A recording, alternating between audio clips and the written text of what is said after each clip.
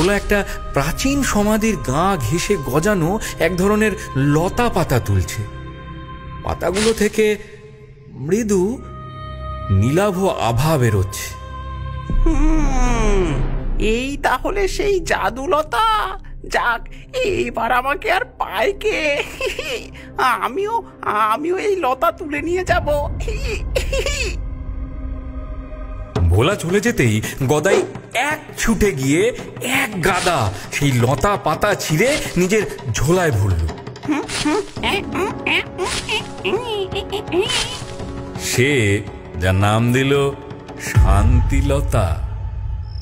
সেই রাতে এক অদ্ভুত দৃশ্য দেখা গেল। ভোলার দোকানের পাশেই গদাই একটা নতুন চকচকে দোকান খুলে বসেছে। তার ডেচকি থেকেও ঘুগনির গন্ধ বেরোচ্ছে।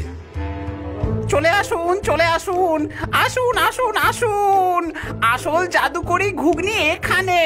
এক বাটি খেলে আত্মার শান্তি, আর ওই ভোলার চেয়েও অর্ধেক দামে। আসুন আসুন। ভোলার দোকানের ভূতেরা অবাক হয়ে গেল। এ কি রে, এ তো আমাদের শান্তিলতার গন্ধ। এই লোকটা এটা পেল কোথায়? বলো হরি হরি বল, বলো হরি হরি বল, বলো হরি হরি বল। একটি নতুন শবযাত্রা এলো। খাটিয়া নামাতেই লাশটা জেগে উঠল। কিন্তু এবার সে বিভ্রান্ত।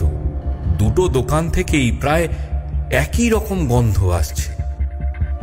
গদাইয়ের দোকানটা নতুন ও বেশি চাকচিক্য হওয়ায় লাশটা সেদিকেই এগিয়ে গেল।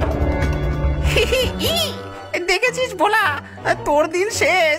সব মোরা এবার আমার কাছেই খেতে আসবে। হ্যাঁ, আসুন আসুন আসুন। লাশটা গদাইয়ের ঘুগনি খেতেই এক ভয়ঙ্কর কাণ্ড ঘটল। তার আত্মার শান্তি তো পেলই না, উল্টে সে এক ক্রুদ্ধ শক্তিশালী ভূতে পরিণত হল। কারণ গদাই জানতো না শান্তিলতার সাথে আর কি মেশাতে হয়।